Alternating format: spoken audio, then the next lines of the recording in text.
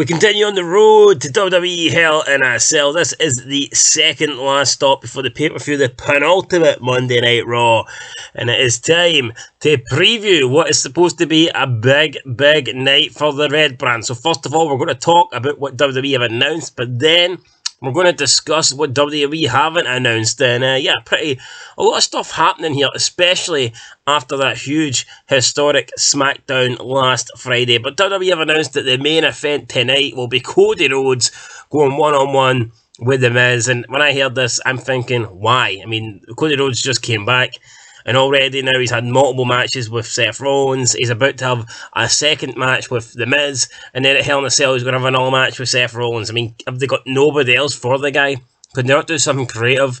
Could they not have had a tag match? Maybe it's Rhodes and somebody else taking on, I don't know, The Miz and Rollins. Or maybe it's Rhodes and Rollins teaming up, you know, and they've been told they have to work together or something. I don't know, but to get The Miz versus Rhodes again seems a bit cheap, but that's what we're getting. I mean, I suppose it'll be alright, but don't really care. Like I said, we've seen it. It was Cody Rhodes' debut match back, you know, his first match back on Raw, so why would we care about seeing it again?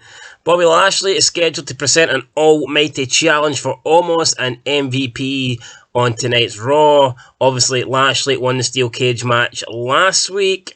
What the almighty challenge could be, I have no idea. Is he going to give them is he going to challenge them to a match with a stipulation at Hell in a Cell? Or could it be some sort of like obstacle course maybe? I mean, we've seen Bobby Lashley do this before.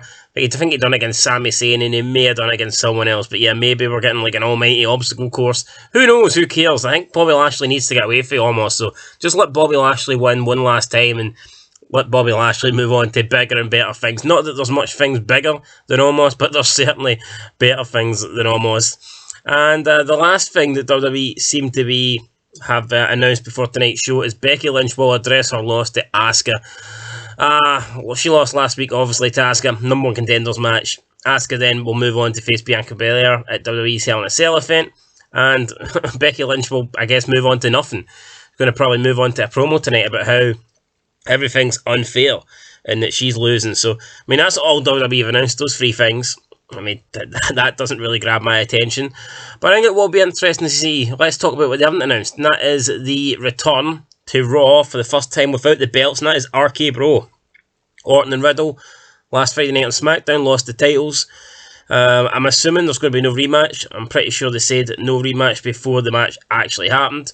So, what is the future of RK-Bro? Will we see them continue as a team, try and work their way back up to claim the belts, or are we going to see them splitting up and doing their own thing? Are we going to see Randy Orton turning heel on Riddle? Could they maybe surprise us and have Riddle turn heel on Randy Orton?